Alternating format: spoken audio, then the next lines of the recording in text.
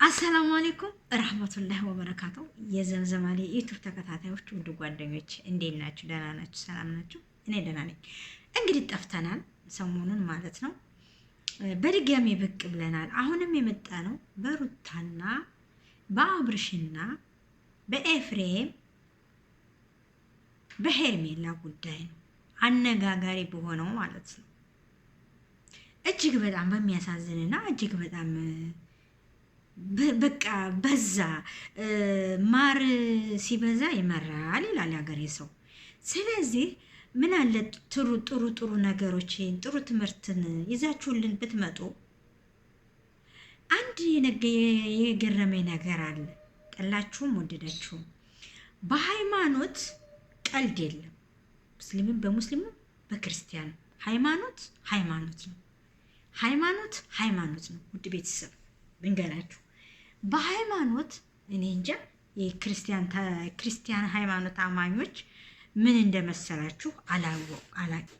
እና ድግምት ተሰርቶበት ነው አብርሽ እንደ የሆነው በምንድን በመስቀል በሃይማኖት ቀልድ አለ። ግን በሃይማኖት ባትቀልዱ፣ በሌላው ቀልዱ።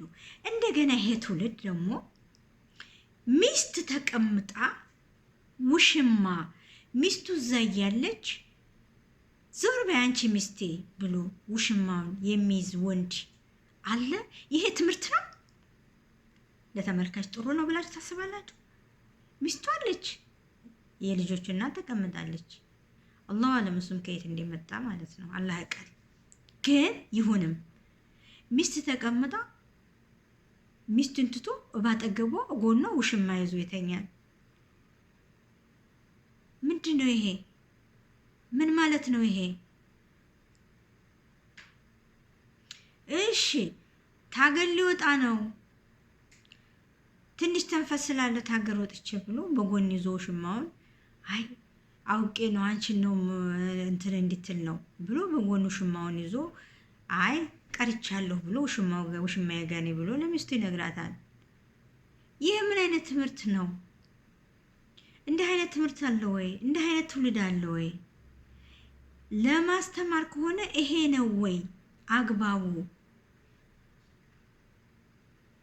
ሚስቱ እዚህ ተቀምጣ ውሽማዋን አንቺን በዛ ወደዛ በይኔ አንቺን አልፈልግሽም ሂጂ ብሎ ውሽማውን ይዞ የሚስም ወንድ ትክክለኛ ነው ብላችሁ ታስባላችሁ?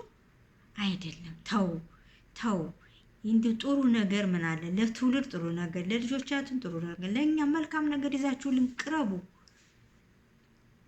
ያንንም ሆኖ እኮ እናንተን ነው የምንከታተለው። ጥሩ ነገር ይዛችሁ ቅረቡ።